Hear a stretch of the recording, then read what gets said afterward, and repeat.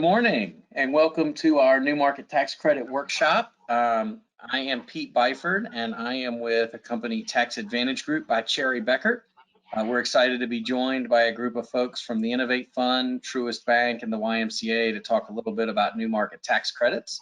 And I'm going to let everybody introduce themselves, but first tell you just a moment about Tax Advantage Group. So we can bounce through. So we are an organization that helps folks access new market tax credit capital, whether that's through new market tax credit allocation, applications, placement and deployment, or assisting organizations with their compliance and asset management functions. Some of that won't make any sense to you now, but hopefully by the end it will. We're proud to say that we've helped almost 14,500 people get employed through the program. Over 500,000 people receive services, community or social services, and help to develop just over 7 million square feet of real estate. So been around in the program for a long time and excited to talk to y'all today. Rob, you want to take it for Truist? Yeah, I appreciate that, Pete. And thanks to all the panelists that are taking some time out today to help just provide an educational event. And Pete, always appreciated your partnership with Tax Advantage Group over the years. I know we've worked on a number of different projects across primarily the Carolinas, maybe Tennessee at some point. And Pete's engaged on a broader scale with Truist and Truist Community Capital. Always good to be, a think tank and a partner in that regard. Thankful to Cherry Bekaert with respect to some of the relationship there over the last 5 years in different events. And Chris and his team with Truist Community Capital, always a great sounding board. So with respect to Truist, Truist was formed really for the purpose and intent to inspire and build better lives in communities. And what you'll find today, as we're talking about new market tax credits, is how do we go impact those communities? How do we be a thought agent in that regard? Truist quickly became the 6th largest bank in the country. We gained top market share in a number of very strategic markets. And that brings along a lot of responsibility. It's responsibility to help impact those neighborhoods and communities, but there's also a lot of responsibility to those clients that we have in market to bring those thought-provoking ideas of how can they help develop all the cities and neighborhoods that we live in. Now, in December 2019, this vision for Truist really started to form and come together, but then we all got sidelined and distracted by a global pandemic. And confidently through it all the Truist teammates, tied together, we formed this one team approach that we have and said, let's go after the market to impact these communities, to help serve our clients, and to help make a better place to live. In today's world, it's all about content. It's all about bringing new ideas and market intel to elevate those conversations and discussions. Truist remains steadfast in that regard, steadfast in impacting those neighborhoods and clients. And what I hope you find today is the ability for new markets tax credits that can play into your situation can be powerful.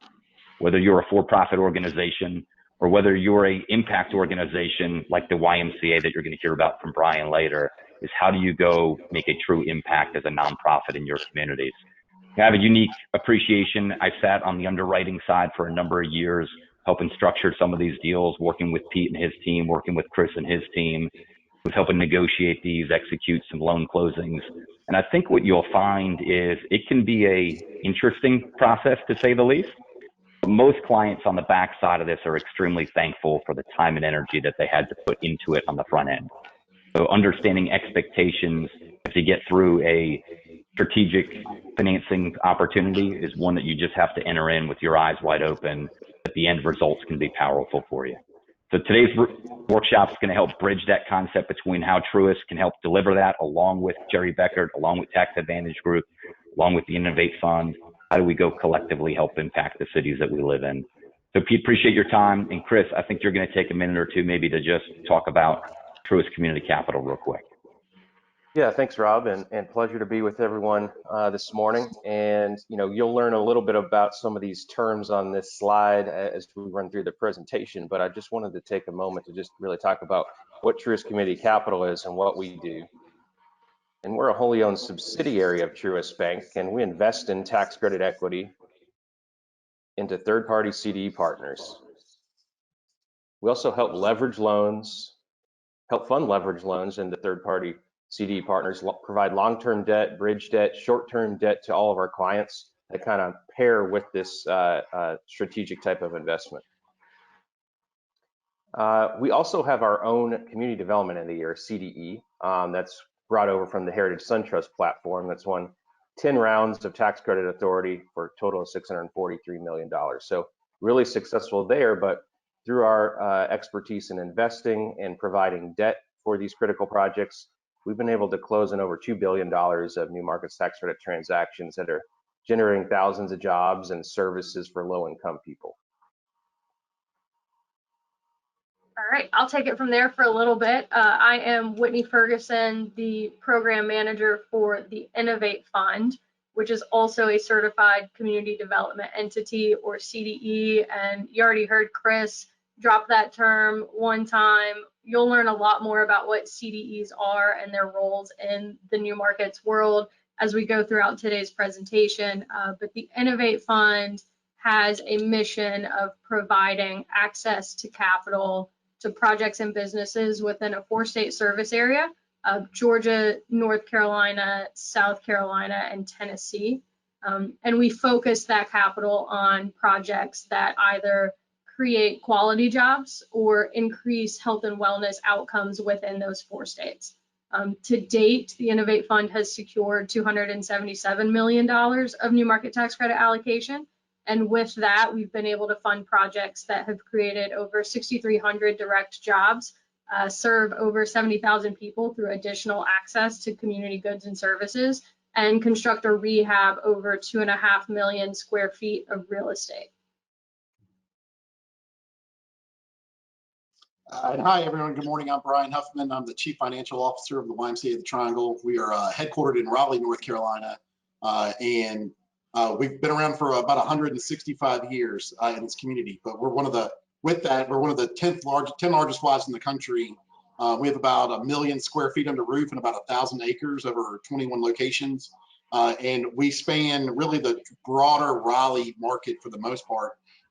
And we you'll hear a little later about our story of Southeast Raleigh, which is one of our new market tax credit projects. Had a great impact. It's a broader story. It'll help sort of give some color commentary to the slides that are coming next. It'll be a good example towards we'll explain some of those details as we get a little further on.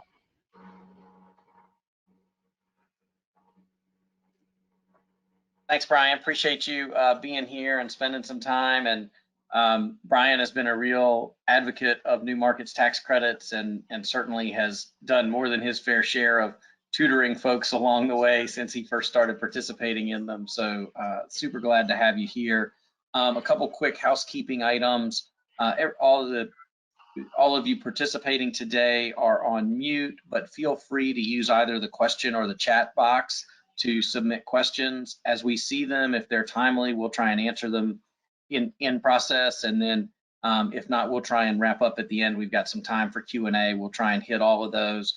And if there's one we somehow don't hit, we'll be reaching out after the program to get those answered for you. And also to let you know, we will be following up with an email that'll include the presentation. So don't feel like you have to take a screenshot of every slide. We're happy to get those to you and save you a little bit of trouble there. So with that, I'm going to kick it off and give a little bit of a new market tax credits overview. And then I'm going to let Whitney and Chris really dig into super detailed items before we get into some sample projects. First, tax credit, new market tax credits, what are they? They are a program generated by the federal government to stimulate development and commercial investment in low-income communities.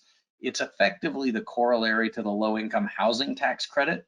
What the government found is they were getting really good response and getting really good housing going into low-income communities provided through the subsidy of a housing credit. But they discovered that if you don't give anyone access to goods, services, or jobs, then better housing doesn't really change the face of a community completely. So they created this really unique public-private partnership called New Markets Tax Credits to be administered through the CDFI Fund, which is a division of the U.S. Department of Treasury. Why we call it a public-private partnership is because every year community development entities, which are private organizations, in coordination with the CDFI Fund, exchange tax credits for equity investments, which are used to create additional economic development in low-income communities. And that can come in the form of attracting and retaining skilled workforce, funding access to goods and services, or simply driving capital investment in underserved, qualified, low-income communities. It's a highly competitive program with a limited supply of credits every year that we'll talk about more in detail as we move along. So to give you an idea, just in the Carolinas, total new market tax credit in North Carolina is 1.1 billion. South Carolina, about 936 million, just shy of $1 billion. Other sources of money paired with that new markets investment add to a total of project costs of $2.7 billion in North Carolina and almost $2 billion in South Carolina. And that represents 122 projects in North Carolina and 93 projects in South Carolina. And you can see there the jobs created. So this is in 19 years, we've created, what's that, 25, 35, 40,000 jobs between the two states just through new markets tax credits. And that's not counting community services or access to goods. So really impactful program here in the Carolinas. And now this is kind of the punchline to the whole story. New markets tax credits for your project can bring somewhere between 17 to 20% net benefit. So in a $10 million project, it can bring $1.7 to $2 million worth of capital that you then pair or leverage with your other sources of funding, whether that's debt from Truist, your own equity, philanthropic campaigns if you're a nonprofit, and they get paired together to fully fund your project. New markets come in, you'll hear this later, but they have some great benefits. They come in as debt initially, but it's subordinate to other lenders at a low to 0% interest rate, interest only for 7 years, and then typically at the end of the 7-year compliance period, a portion of that investment is forgiven or sold back to the project for a very low cost. So that's kind of the punchline of the whole presentation, is new markets are here to be a gap financing tool to get you over the hump on a capital need. So this slide kind of gets at how the program works and how the money actually flows from the Treasury Department down to a project borrower. You've already heard us mention community development entities, or CDEs. CDEs are one of the most important pieces of the new markets world. They're the only entities allowed to apply for and win the authority to sell new markets tax credits. So CDEs apply once per year to win that authority. About a third of us win in a given year. Once a CDE has secured that new market tax credit allocation from the Treasury Department, they'll start approving qualified projects that are within their specific service area and match up with their community outcomes goals. And they'll chunk up that larger allocation into smaller pieces to put on specific projects. So CDEs are always trying to maintain a strong pipeline of potential projects that they could fund in the event that they do win in a given year. Moving down to that blue box, once a CDE has decided to put an allocation onto a project, the CDE will sell those tax credits to an institutional investor, such as Truist Community Capital, in exchange for cash, and then it takes those proceeds and invests them into qualifying projects. And as Pete mentioned a moment ago, that's typically going to take the form of a low interest rate convertible loan. So the main thing here is that the new markets program, it's not like some other tax credit programs that you might know a little bit better, such as historic tax credits, where the owner or developer of a project actually owns the tax credits. They could claim those tax credits on their own tax return if they want, or they can sell them in exchange for equity into their project. With new markets, the tax credits are actually owned by these CDEs, who then sell the tax credits and invest the equity into qualifying projects. So we'll talk a little bit more about what CDEs are, since they're so important within the new market space. In order for an entity to obtain CDE certification from the CDFI fund, they have to be a private for-profit entity, and they also have to have a mission of serving low-income communities. As I mentioned earlier, the reason CDEs are so important is they're the only entities allowed to apply for this tax credit allocation. So they're the only ones that can own the credits and then sell the credits. So the program basically doesn't function without CDEs performing their functions. CDEs can be affiliates of governmental agencies or banks or other lenders such as CDFIs. Truist Community Capital would be an example of a CDE owned by a bank. The Innovate Fund is an example of a CDE that's actually an affiliate of a private for-profit entity. But CDEs can also be affiliates of nonprofit entities as well. Each CDE is going to have its own geographic service area, and when it wins an allocation, it's obligated to only lend to projects within that service area. It can be as small as a single county or as large as the entire nation, which is Truist's service area, or it can be somewhere in between, which is what the Innovate Fund has with our multi-state service area of Georgia, North Carolina, South Carolina, and Tennessee. And then every CDE is going to be evaluating projects for their impact on low-income communities.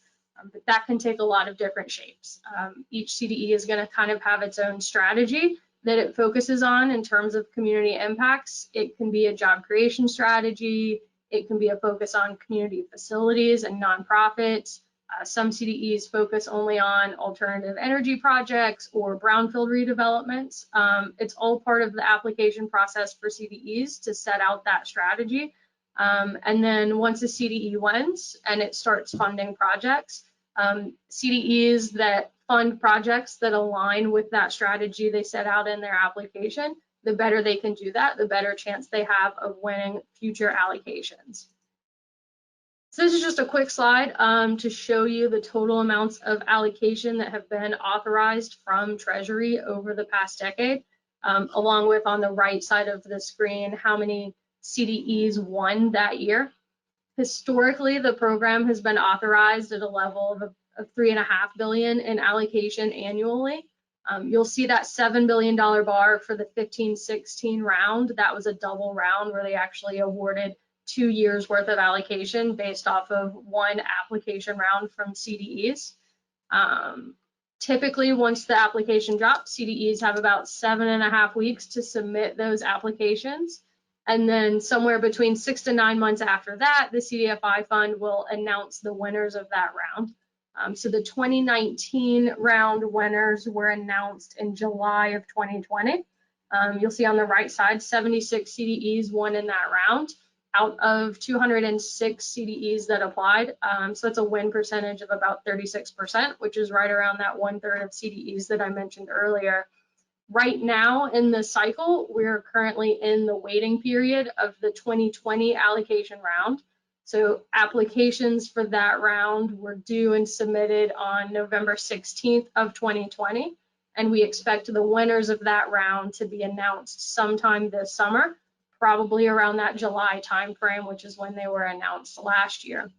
You also note the 2020 round is larger than usual.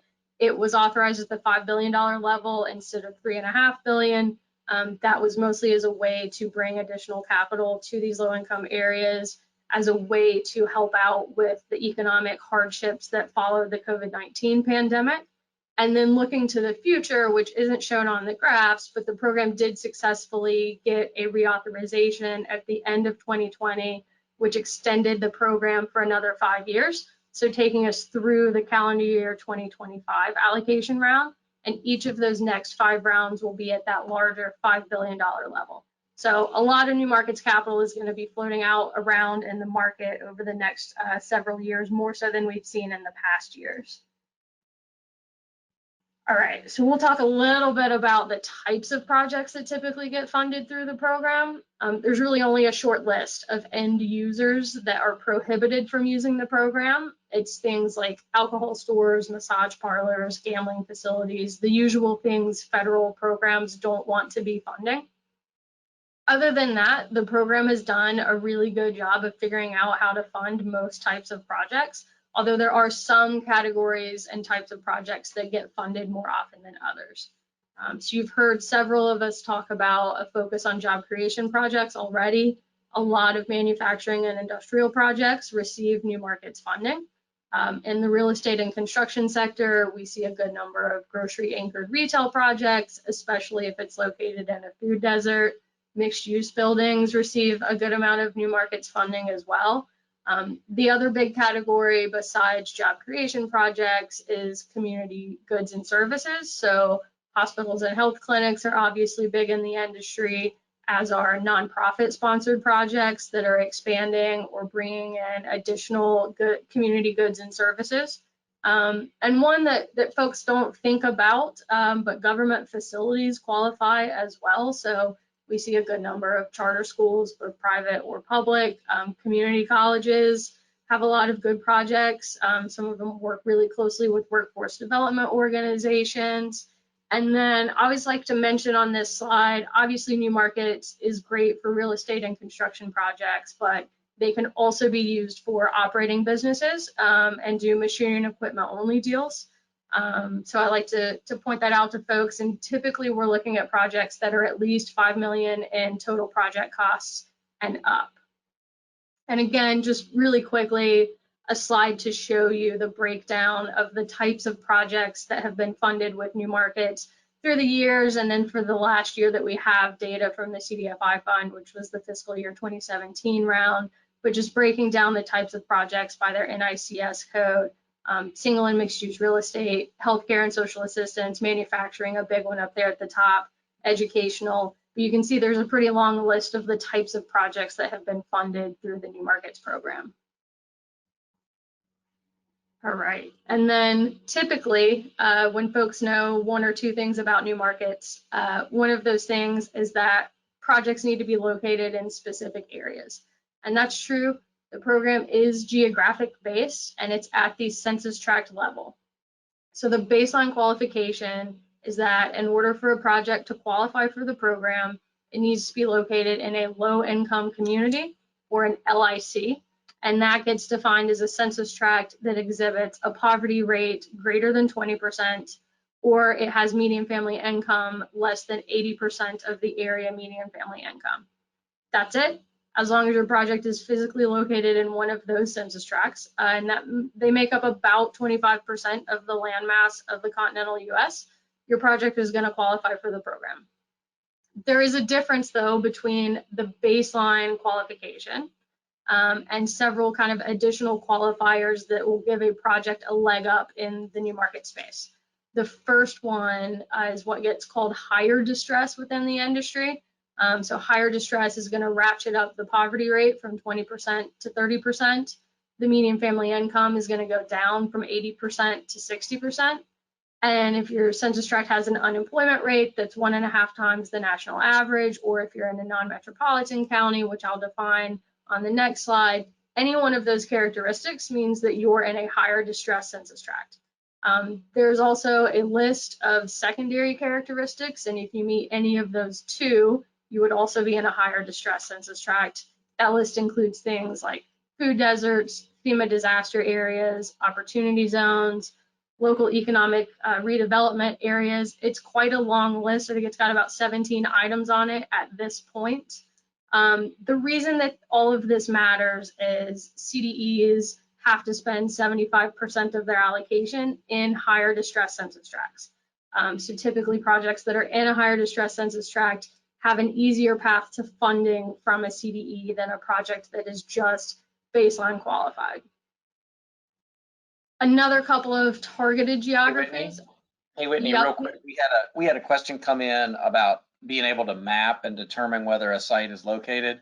Other than just emailing any one of you, me, or Chris, who can always help out and provide some color behind it, where's the easiest place to find that? Yep, so the CDFI fund, on their website, they've got a mapping tool. I believe it's cdfifund.gov. If you scroll down to the bottom of the page, it's called the SIMS mapping tool.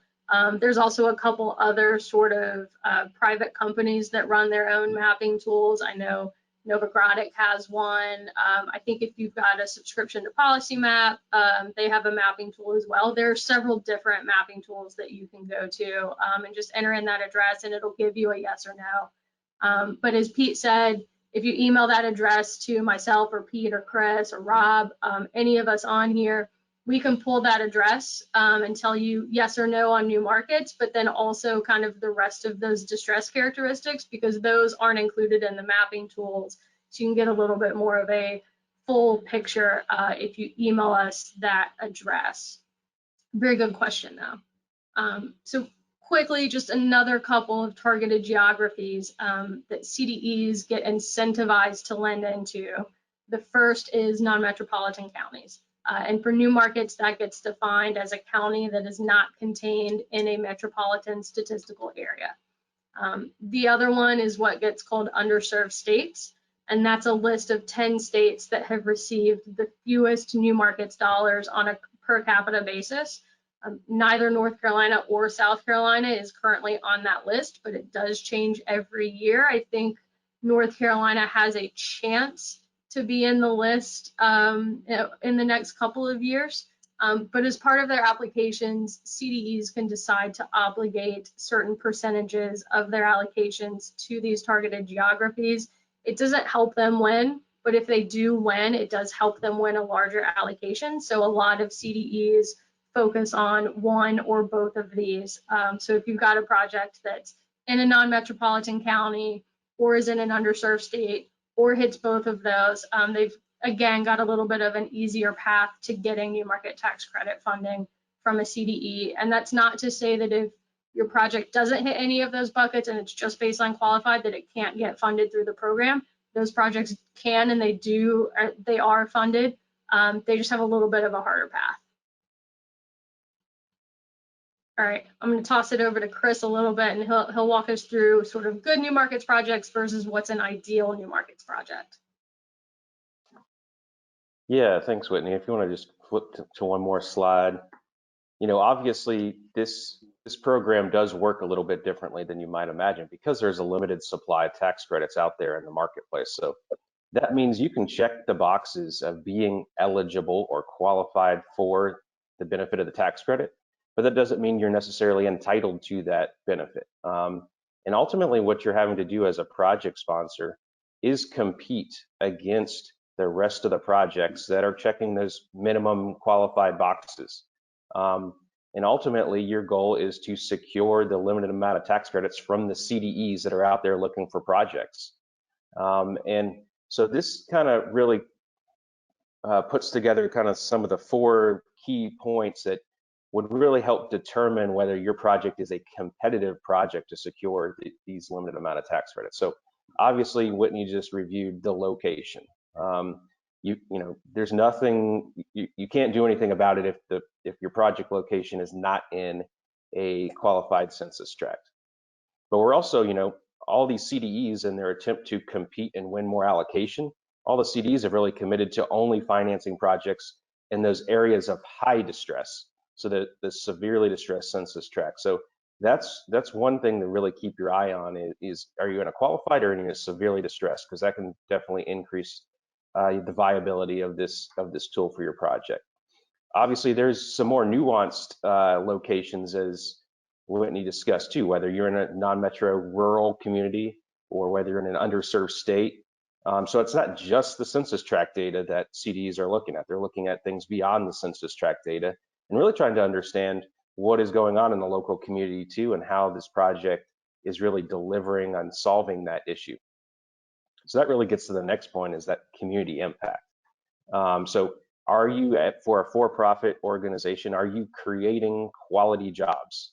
And quality jobs are really defined in this industry as those jobs that are paying a living wage and benefits. And so that's something to really think about. Is your project or is your client's project creating those types of jobs? And the second caveat to the quality job discussion is really about how accessible those jobs are. Maybe that's kind of less important for some CDs than others, but many CDs are really looking at the amount of new jobs that are being created that are accessible to the low-income people, because that's ultimately what the focus of this program is about, is how is it benefiting low-income people. So that generally is a measure of how many of those jobs require a 4-year college degree. If they don't, you know, that's considered more of an accessible job to a low-income person. and why the manufacturing and industrial space is such a big asset in the for-profit side of the program. But it's really about quantifying these community impacts. So jobs for for-profits. On the services side, how many low-income healthcare patients is this health clinic serving? Or how many low-income students are benefiting from this new school? It's really about digging in and quantifying those impacts, because that's ultimately what the CDs are able to report back to the federal government about how well they deployed this capital. It's there's quantifiable impacts. Then there's kind of two that pieces that kind of work against each other, and it's a balancing act for many projects. But one is that but-for question. You know, this is a highly competitive program and a deep financial benefit to any organization. So ultimately, the federal government wants to make sure that this money is being deployed in projects that wouldn't happen but for this subsidized financing. And that is a question any CDE is going to ask a project. You know, why do you need this form of subsidized financing? Would this project happen but for the subsidized financing? However, there are a lot of different ways to answer that. It's a different conversation for every type of project, and it may not be the full project can't happen. It could be there's a piece of scope of the work that you ultimately didn't include in the original project budget because it was just too costly. But if you did it, if you received this form of subsidized financing and you're able to buy that extra piece of equipment or add this extra classroom, it's going to result in tangible, new quantifiable impacts. That's a great quality answer for any project that's seeking this type of financing.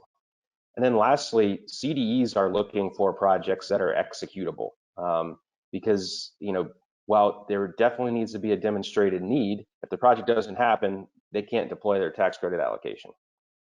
So it's really about having that site control, and really the next biggest question is, where is the rest of your capital stack, the rest of your financing coming from? And that can be a difficult conversation for projects that are tougher to finance and have to pair with this kind of unique form of tax credit investment. So those are all things to think about. And these are all the questions that CDEs have in their minds when they're taking a look at your project. Obviously, this is kind of difficult to navigate and can be pretty nuanced, as this slide shows. It's not just some of these things. It goes beyond just the quantifiable. It's also telling a story and really delivering on something that sounds compelling to a CDE. So a few ways to do that is, one, you know, as a financial institution who wants to be your financial partner, call Rob or myself. Let's get a conversation going. Let's talk about how this program might work and how viable we think the project is for aligning with this program. And then let's talk about next steps and strategies for how to pursue this. And one of those, because it's obviously complicated and requires some industry expertise, is to hire a new market tax credit consultant. You know, as an investor in your potential project and a client of the bank, I'm going to be offering my relationships to the project as well. But about 90% plus of successful projects hire a new markets tax credit consultant. And that's really the role that Pete plays very well for projects of all shapes and sizes, to really help you navigate all these complexities, create those relationships, and really represent your project as an extension of your staff, which is, it is a time-consuming process to navigate. And having someone you can kind of, for lack of a better term, hand some of the keys over to and run that process for you, the more successful and the more credibility you're going to have with these conversations with CDs. I don't know, Pete, if you want to add anything to that slide. Yeah, I think you made a great point, Chris, and thanks for the plug. I think one of the things that people get caught up in is thinking about their project really from the financial standpoint, because that's typically what they're doing as they're getting their banks in order and they're figuring out what the capital cost is, but really drilling down to the community impact story, because ultimately the CDEs have 30 projects on their desk and they're going to fund 2 or 3 of those. How do you tell a story that's compelling with a backdrop of financial capacity? And I always like to tell our clients, look, the reality is you need to be able to be really open and honest with the CDE about when you're going to be ready to start paying interest and paying a contractor in terms of your project readiness, but then you've got to spend the time building the story. And that's easier for the nonprofits who are used to building a story and telling that story.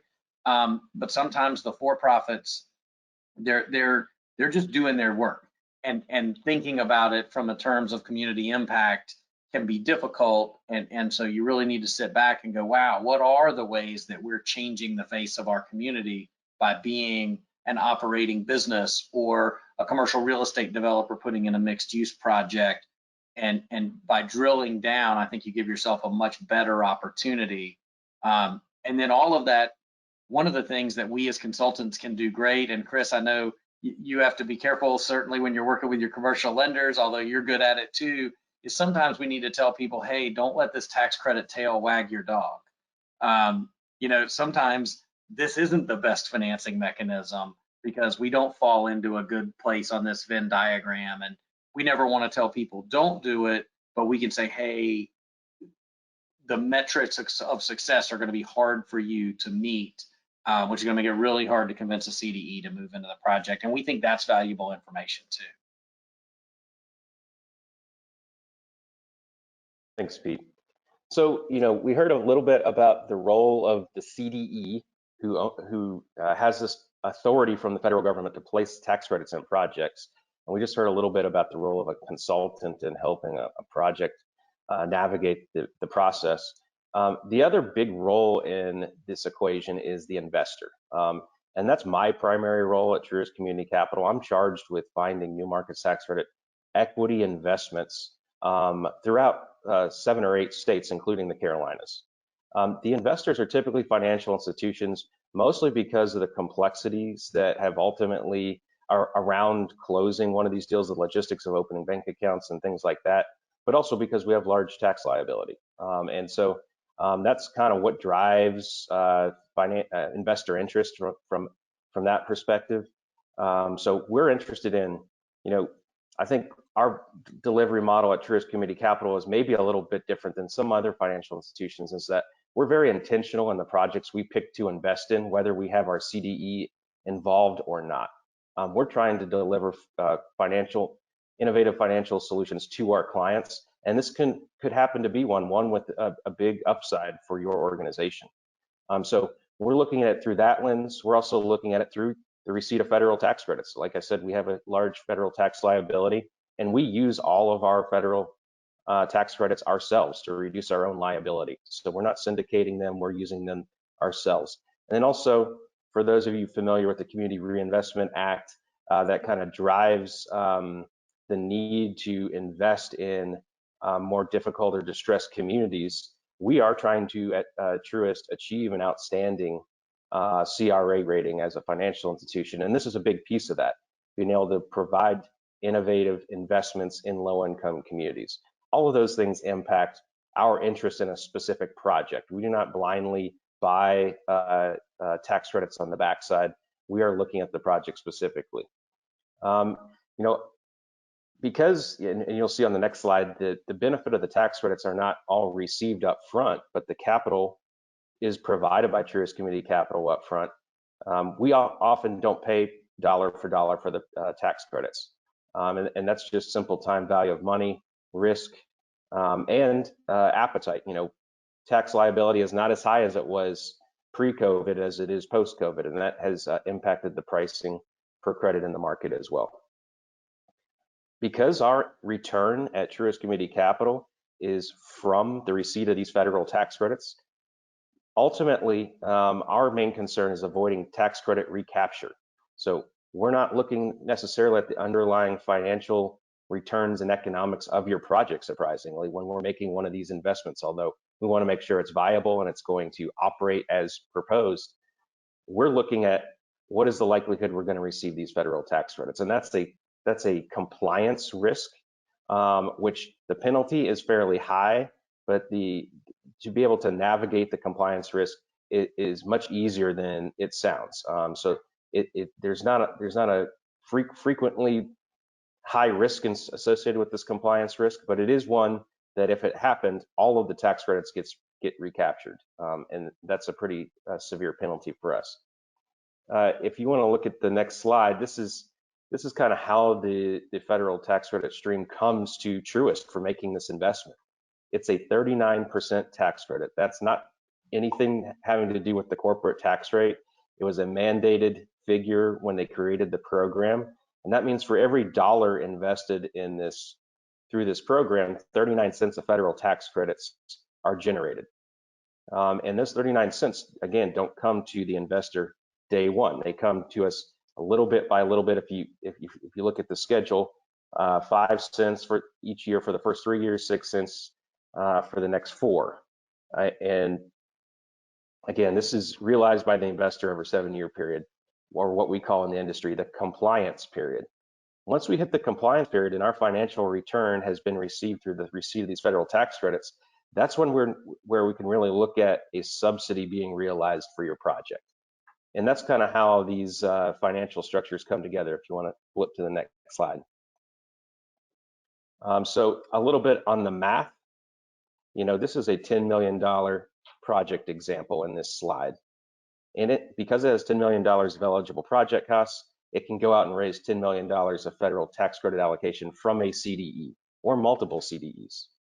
And in this example, this project was able to raise the full $10 million of tax credit allocation. It's a 39% federal new market tax credit rate.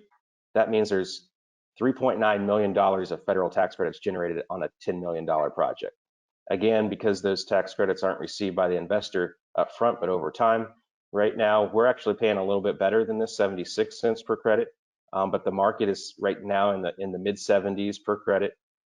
So in this example, $3.9 million of federal tax credits times 75 cents. That's $2.9 million of capital injection or equity investment from the investor or Truist Community Capital in this example. And that would be the benefit to your project. That's $2.9 million available to apply to eligible project costs at your project. However, these are expensive transactions to close. You can already tell the complexity involved and imagine the legal counsel and accounting that goes into closing one of these deals. But also there is a fee generated by the CDEs essentially as a placement fee for the use of their new market tax credit allocation. And that takes up a big chunk of this $1 million estimate here on this slide. And it really is the CD's economic incentive. They're mission-driven organizations, but they also have an economic incentive to pay their bills and create other critical financing solutions in their service areas. And so that's kind of their economic interest in serving as the role of the CDE. Once you add the CDE fees, the legal fees, the accounting fees, this estimate's about $1 million. The good news is that doesn't come out of your pocket specifically, but it does reduce the net benefit to your organization from what would have been $2.9 million, now about $1.9 million. And that $1.9 million over $10 million, that's representative of that 17 to 20% net benefit that Pete discussed at the beginning of the presentation. And that's generally what it's averaging out to be right now, 17 to 20%. There are some efficiencies gained and larger transaction sizes that could push that number closer toward that 20%, or maybe even above in some circumstances, but that's kind of where the market is today. So, generally I would stop here, see if anyone have any questions before kind of diving into the flow chart. But this is really the graphic representation of how one of these financial attractions comes together. And you'll see all the roles we discussed today on the presentation. But the two boxes I want to start off with first are those dark green boxes, what's called the leverage lender in the upper left corner and the business or real estate project at the bottom.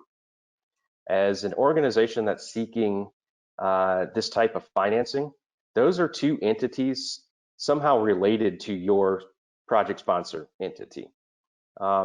I would describe the one at the bottom as the business or real estate project your entity is trying to build. And the one at the top, the leverage lender box, that's essentially some form of your fundraising arm. When in not-for-profits, that's maybe sometimes a more formal foundation. But for-profits, it's oftentimes your operating company. You're going out there trying to raise capital to build this $10 million project in this example. And in this project, you've raised $7 million through maybe more traditional forms of financing. So a bank loan. Maybe you called Rob and he's going to provide you $7 million bank loan to help you pay for this $10 million. Maybe you have some of your own equity in it. Maybe you've got some grants from local partnerships, but you've got, roughly $7 million raised towards your $10 million project. That's obviously where New Markets tax credits can try to fill that gap to get you to full $10 million. So ultimately, you've raised $7 million from your traditional form of financing. It's a $10 million project, which we already did the math on, would generate roughly $2.9 million of tax credit equity from the investor or Truist Community Capital. We put in that $2.9 million into an investment fund, and you put your $7 million into that investment fund. So there's $10 million in this pooled entity, fully capitalized with the $10 million. The pooled entity then invests that $10 million in the CDE or multiple CDEs, so there could be a couple of boxes there, but just for simplicity's sake, it's one CDE that committed the tax credit allocation. That's actually what's kind of triggering the receipt of the federal tax credits, is the investment in the CDE. The CDE takes your $10 million, or a combined $10 million, and then loans it to your project for you to construct the building, purchase equipment, acquisition costs, soft costs, all those types of eligible costs that Whitney discussed. It comes to your project as low interest, interest-only debt, and it comes in the form of two notes, an A note and a B note, really for the simplicity of demonstrating where this money originally came from. The A note will equal the amount of money that your organization raised through more traditional forms, and the B note equals the amount of tax credit equity that the investor put into the investment fund. So the full $10 million is loaned to your project, and at the end of 7 years, when Truist has received the full stream of federal tax credits, we actually turn to you, the borrower, and say, you no longer have to repay us because we've received our financial return through this receipt of those federal tax credits. And that's where the real subsidy is realized. That B note, you're no longer obligated to repay, and we can go into the mechanics of how that might actually work if anyone has any questions on that. But that's where there's the real subsidy realized, is at the end of 7 years, you do not have to potentially repay the B note. And why this complicated process is worth it for so many organizations. Chris, we had a question come in, and you tapped on it lightly, but Whitney, if you can go back in that leverage lender box, the leverage sources, that can be 100% equity or capital campaign for a nonprofit as easily as it can be bank debt. Any types of equity, such as opportunity zone, that are difficult to run through the top of this bucket? Yeah, opportunity zone funds, I know a lot of people are interested in, and really there's not a real method to run it through the system here. It couldn't really actually be a form of the equity to the leverage lender, but it can be invested in the business or real estate project at the bottom in parallel or tandem with a structure like this. So you can combine the two, you just can't leverage up your opportunity zone fund equity into the structure to generate more tax credit benefit. Gotcha. But in general, outside of those limitations, a sponsor's own equity can run through there. It's usually a good mix of, runs from 100% equity to 100% debt. It really depends on the organization and kind of where all the costs are coming from. Thanks. And Chris, I'll interject a thought here just because I run into it a lot with clients where I think it applies whether it's a traditional for-profit entity or a nonprofit, but first time idea, this can be a little overwhelming of seeing a structure, understanding the structure, let alone trying to then execute and walk through that. Hence why hiring a consultant can help extremely to help drive that process. But take a second and talk about, from you hearing as well from folks being out there in the marketplace, it's not uncommon, I think, for folks to feel overwhelmed initially, but then how do we partner with folks to really help remove some of that off of their plate and help them determine, does it make sense or not to go down this path? Yeah, no one is expected to understand all this the first time you go through it, and it really takes several times. So, that's starting early when you've got a capital project out there in the horizon, and you heard some themes here that might fit your project. let's have a conversation now and start kind of running through some of these slides and how it might apply specifically to your project. You know, if it looks like we think this could be a viable option, the next step would be to reach out to some consultants and having conversations with consultants, even on the front end. Even if you talk to 3 and you end up picking one, you're still going to get value out of talking to all 3 consultants, because they're going to give you their take on the viability of how successful this project could be, and might have some different ideas about how to structure it for your specific organization, because that structure doesn't look the same for every organization. It's going to be different. It's customized based on your legal entities, the specific project, and your financial sources. Yeah, Chris, and then Whitney, if you'll go back, we've had a couple questions that all circle around one item, so I think we can wrap these up. Chris, can you talk a little bit more about the B loan, kind of what the terms on that look like, and then you say at the end that it doesn't have to be repaid. Can you talk about what that means to the project? Sure. So those notes at the bottom, what we call in the industry the QLICI loans, which means qualified low income investment loan. But I also just call them the new markets tax credit loans. Those are low interest only debt. You know, obviously you're paying low interest only debt on both notes, the 7 million and the 2.9, which is a little hard to comprehend the first time, because $7 million of that was from your own financial sources. But the reason that has to occur is because this program was set up to provide flexible debt, not grants. And so in order to maintain compliance with the program and keep the tax credits flowing, there's actually legal opinions issued that this is bona fide debt. So these are loans that you pay interest on, 1 to 3% interest. Interestingly, there is no additional interest cost, because even though you're paying interest at the bottom at the business or real estate project on those loans, how you put your $7 million into the investment fund, you actually loaned it to the investment fund and are owed interest on that $7 million up at the top. Those 2 interest payments generally offset one another, so that even though there's a cash flow of interest from the bottom to the top, you're not actually coming out of pocket for additional interest expense beyond what you would typically pay on your traditional bank loan. So that's kind of a concept that sometimes takes a few times to go over, because it's a little bit of circular cash flow there. But we have to charge interest at the bottom, but you get some interest back up at the top that offsets those costs. How the B loan ultimately does not get repaid in a potential transaction is we set up a put call agreement. We cannot, again, for this to be bona fide debt, we cannot tell you on day one, guarantee you that we're gonna not ask you to repay that B note.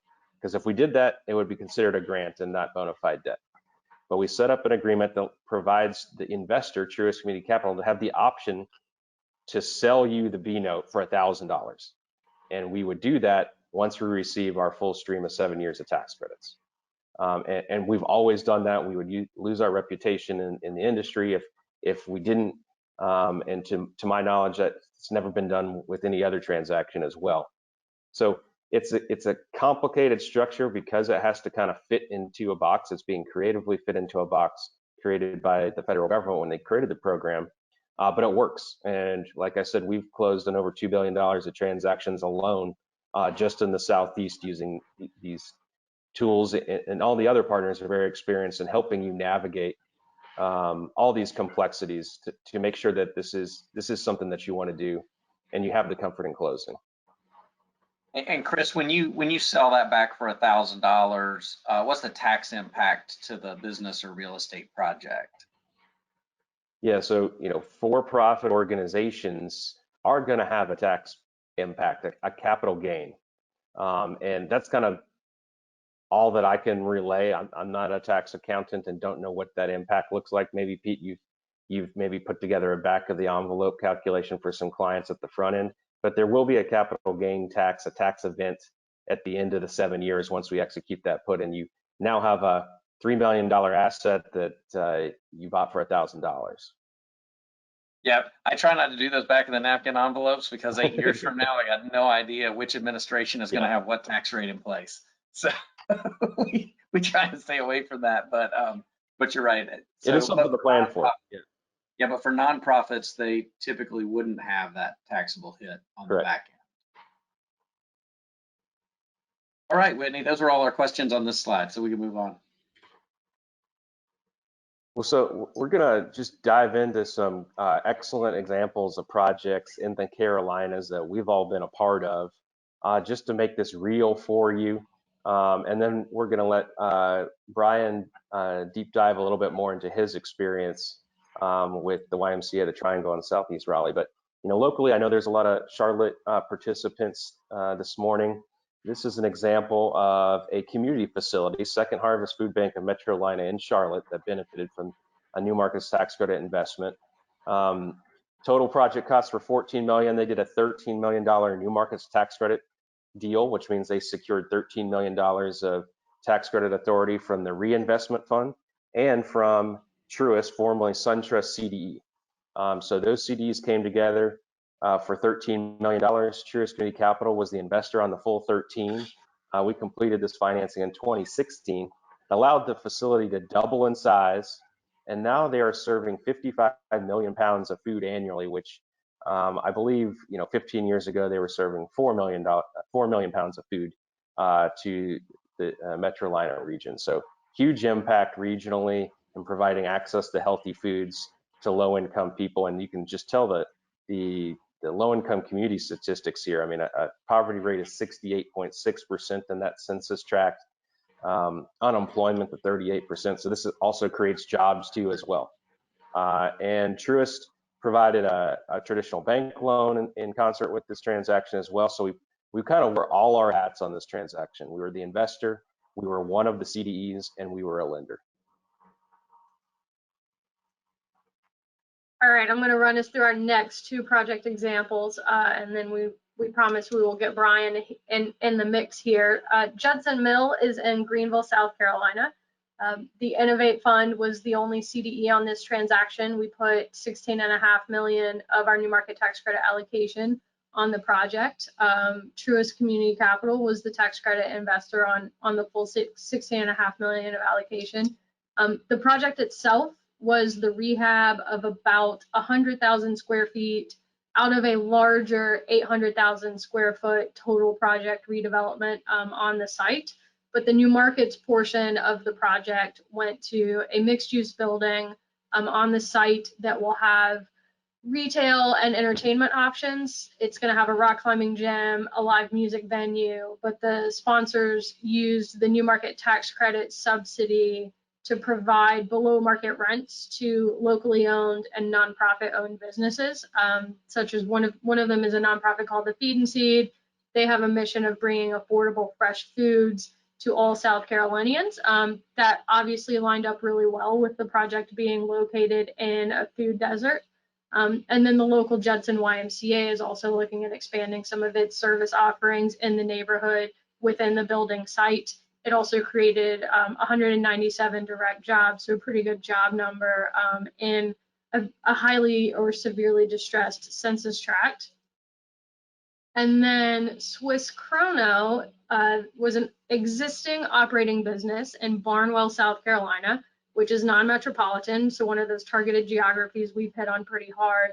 Swiss Chrono is one of the world's largest manufacturers of wood-based materials, and they were looking to expand. So this was a pretty large project, over $200 million in total project costs. Pete was the New Market tax credit consultant on this deal.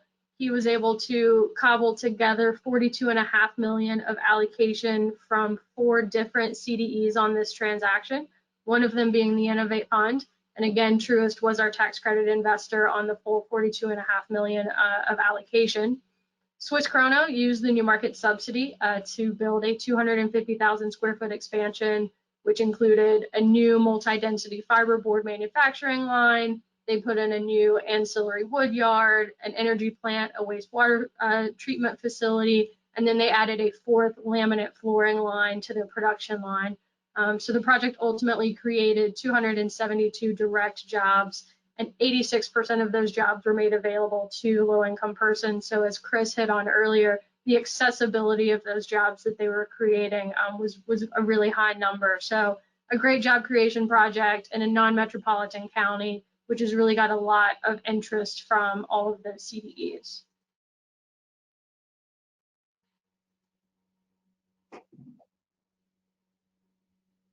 So Brian, I'm going to let you kind of take the lead here talking about the Southeast Raleigh YMCA and the bigger beacon site that you all envisioned as you got started. And one of the things I'd love for you to talk about is kind of how you all thought about dollars and cents. You know, we've had a question. You guys are one of the 10 largest YMCAs in the country. Why do you need a subsidy relative to others, and how you think about capital? In addition to talking about the impacts you had here, maybe touch on that towards the end of the conversation. Yeah, that's great. And that's a great question too. Yes, the Triangle area is one of the more affluent communities in North Carolina, but that wealth is not distributed evenly. And so, you know, the census tract level of measurement is important. And Southeast Raleigh is one of the poorest communities in the Triangle area and in the state. And you'll notice the data here, you know, family income is quite low. Unemployment was through the roof. And these are real challenges in the zip code. And in fact, in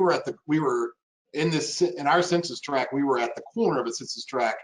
The other three were equally as bad. So there's 4 census tracts combined that are all just like this. This is a large area in Southeast Raleigh. And so we had the Y, you know, we had been aspiring to put a Y in Southeast Raleigh for a long time. We've been serving this community for probably 30 years, really from a youth perspective, transporting kids in and out of the community on Y buses to other locations. And we aspire to put a Y in this community. But our volunteers really pushed us to think bigger and broader than just a Y. And we explored other models around the country. We explored the Harlem Children's Zone in New York City, as well as purpose-built communities, East Lake in Atlanta, to really look at a more holistic approach to how do you end intergenerational poverty and not just put a Y there. The Y is great, and I love the Y, but we're not everything to everybody. Putting a Y there does not solve problems of education or housing or a food desert. So how do we address those as well? And so we went after a much bigger project, and instead of buying 8 acres and building a quaint little Y there that we could have, from a CFO seat, would have been well over by now, it would have been lovely. Instead, we bought 32 acres and really pushed for a higher level of development. We knew we could raise money here because this is we do have a lucrative community and affluent community, but we also knew that there was a big need, and our community tends to rally well around these stories, but we knew we could not fully fund this full project. So what we aspired to do was build a YMCA, also build an elementary school, get after affordable housing, and also commercial mixed use as well, all in our 32 acres. And so part of this was, and we used Pete as our consultant, and I'm not here to plug Pete, but without Pete, we would not have done this because it's complicated. And I will reference really quick, you know, those fees early on are appalling. I will say that from the initial seat coming out the gate of, are you kidding me? $1 million in legal fees and accounting fees.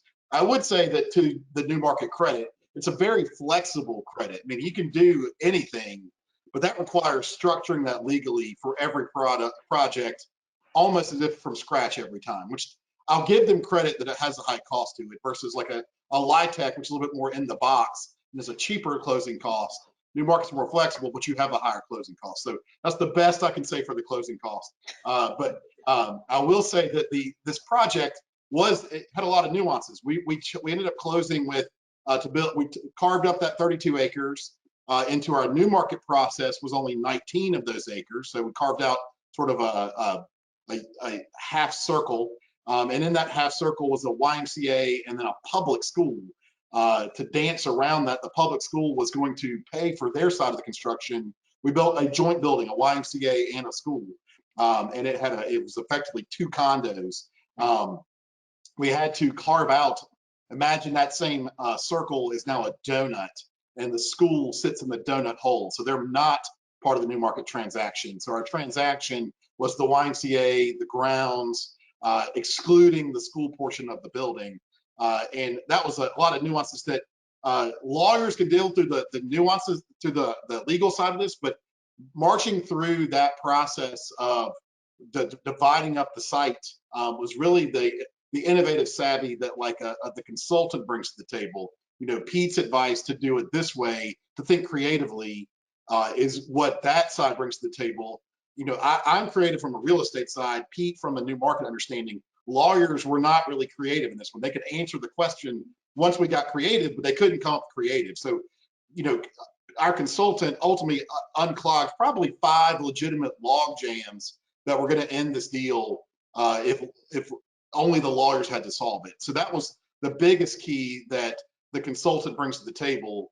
I don't know the nuances. I can come up with creative real estate ideas, but only someone that knows new markets can walk through those steps for you. So there's a role for everyone in this process. And they've mentioned that lawyers handle the closing side, the CDE does the credits, the bank as the investor and the lender is important, but the consultant is important in that they know all the nuances of the business side, and that's really critical.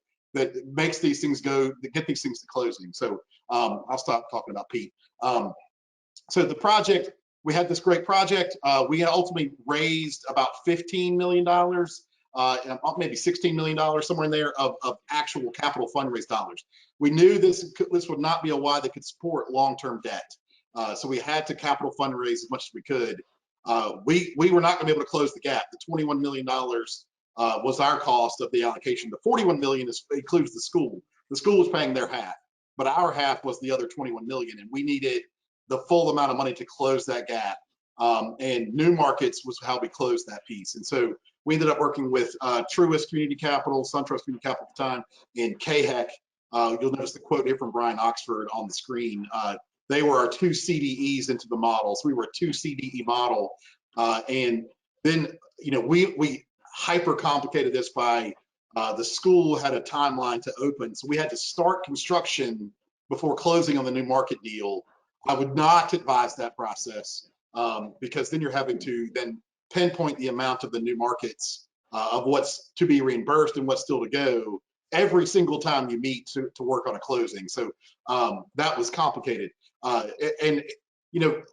But ultimately in the end, this is a project that we would never have done without New Markets. And it ended up being really good money for us. The net benefit to us was about 4.8 million of capital to our project that made the difference. And that investment in New Markets has ultimately landed on this entire campus now having about 80 million of total investment on it.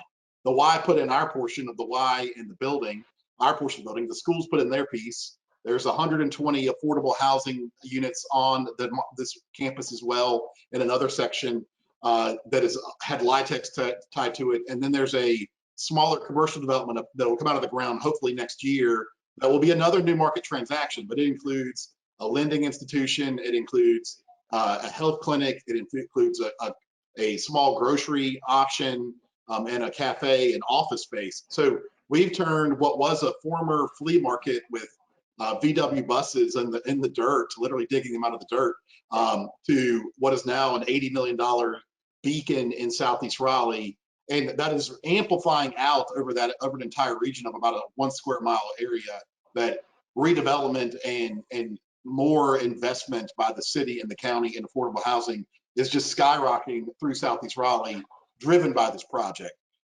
We had resources, but we did not have enough resources to do this project on our own. So the fundraising was what we could put into it, and the blood, sweat, and tears, but the New Markets helped us close out our piece. Pete, what questions did you want me to try to address? Yeah, no, I think you did a great job hitting on those parts, and I would say that the flexibility that you talk about is really great, having lots of partners like Truist and Brian at KHEC, who are, by and large, New Markets people are can-do people. Like you said, we get to a business solution and then have the attorneys put some guardrails up and some nuances to make sure we're not violating super technical issues for them.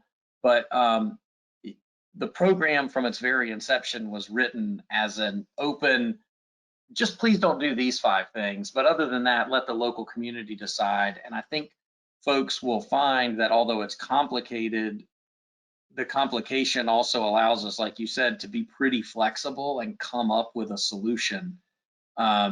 It does take some blood, sweat, and tears. I guess, what is the one thing you wish you knew before you ever heard of new markets that you learned through the process? I would say that this sounds a little bit silly at the moment, but the closing process is not like any other closing process. You know, a normal real estate closing, we do a lot of these. You know, you get to an agreement, development agreement, you know, whatever the process is, the closing sort of marches through pretty closely at the end. This is a 12 to 14 week slog from once closing begins to the end of weekly meetings with, I don't know, 100 lawyers. I don't know how many are on the call. There's a lot of lawyers. Because everyone, the CDE has their lawyer, the investor has theirs. We had two CDs, that's two sets of lawyers. The Y has our attorney on there. You know, Pete and I are on the call. And so there's a lot of lawyers on there, and there's a lot of documents flying through the pace. And it's helpful to know that you don't have to read every single page of every single document that comes out. There's a section for you that you care about, and reading that. But also, luckily, we had an internal expert on construction on our staff. I was not aware of the level of detailed questions around construction that were going to be needed, which are not normally what are considered in a normal closing for us. We just handle that process. But the level of questioning around real estate was very detailed by all the CDEs and the banks and the lawyers. That was, and so Tim Carr, who's on our staff, he joined us on every call. That was not an early expectation I would have had before Tim got there. And some of that was because we started the project before we started closing on it. My biggest one is I would never do that again. I would always close a project before starting construction. There's not many of those that do it the way we did it, and there's a reason for that. You should not. Thanks. Anybody else have questions for Brian on the panel? So I think we're caught up. Sorry, Pete. I was just going to say, I think, you know, Brian pointed this out, but I think one of the really cool things, a couple cool things about this project were, one, the purpose-built community model that Brian's team took on, and something we see in other communities where you're really trying to pair community facilities with affordable housing for greater revitalization impact. So I think that really stands out on this one. And then, you know, we often get asked, you know, can something like a public school benefit from this? And while, you know, Wake County schools did not directly receive the financing from the new market tax credits, it played a huge role in them being able to build this new school in the community. So there are a lot of cool creative ways to fit things in that maybe don't necessarily directly are targeted in the industry, that can still indirectly benefit from something larger than this. So just a couple comments I had. Yeah, that's a great point. You know, that part of the creative business out on the Y piece with the school is, you know, we built this joint building. The school system, instead of spending their standard $35 million for an elementary school, got an elementary school for about $22 million. That's because the land was effectively a gift from the Y. We jointly own the land, but we let them use it at no cost. And we share internal components of the building that are legally owned by one side or the other in the condo model. But like their cafeteria is our second gymnasium. And we use their 5th grade wing for community-based, there's a community kitchen up there that we use for external programming. So by creatively solving the business model, they benefited from new markets by joining with us in a building, which we were able to leverage the new market tax credit. So they saved $14–15 million on a capital project by breaking past their mold, which was, to their credit, was not the norm in their public model, to jointly build a building with the YMCA in this community. I think those are all great points. So Brian spent a lot of time talking about the complexity and sort of the 12 to 14 or 16 or 20 or 30 week process to close new markets. Whitney, where would you sort of say, size-wise, dollar size-wise, it makes sense to start thinking about new markets, understanding the fairly thin subsidy and the complexities, and then where do you kind of hit a sweet spot? Yeah, so, you know, there's not a hard and fast rule on if your project doesn't hit a certain level, you can't do new markets, but generally where the industry has shaken out on that question is you want project costs at least $5 million and up to make the new market tax credit subsidy worth it for you to go through all of that hassle that Brian just walked us through. You know, if you can up it to $10 million total project costs, that's going to be what helps you tick up from that 15% net benefit to maybe closer to that 20% that Pete and Chris have talked about. So that's kind of the sweet spot for new markets. The higher up you go, the more efficiencies you can get. There are a couple, or not a couple, but there are some CDEs who have sort of small deal loan funds in new markets as well. There aren't very many of them. Pete, you might know better than I do how many of them there are, but they will sort of create these loan pools with a certain portion of their allocation and do smaller than $5 million deals, but on shorter terms. And then when they get that money back, they reinvest it into other projects. So that might be a good fit for sort of a small number of projects if you really can't hit that $5 million level. Great. I think we're pretty caught up on our questions in the chat board. Anybody else have questions or comments? Rob, you got any thoughts to hit us with as we come towards the wrapping point? I appreciate the thought, but no, I think the idea being here is getting the neurons firing for folks thinking about projects they might be thinking about. You know, maybe it's 12 months out, 24 months out. How could new markets play a role in that? Let's just have a conversation would be the biggest tip that I would share. Excellent. Well, I don't see any more questions, so we'll call it a wrap there. All of us are available. You see our contact information here. We really appreciate everybody joining us, and Chris, you and Rob from the Truist team, Brian from the Y, Whitney from the Innovate Fund. Thanks so much for providing us some of your time to talk a little bit about new markets and how we might help. And like I said at the beginning, we'll get this deck put together. We'll get all the questions with answers put together and circulated out to everybody. And feel free to reach out to us. It's never too early to talk about new markets. And fortunately, most of us on the call love to talk about them. And Brian is willing to talk about them. So feel free to reach out if you've got specific questions for us. Thanks so much for your time today.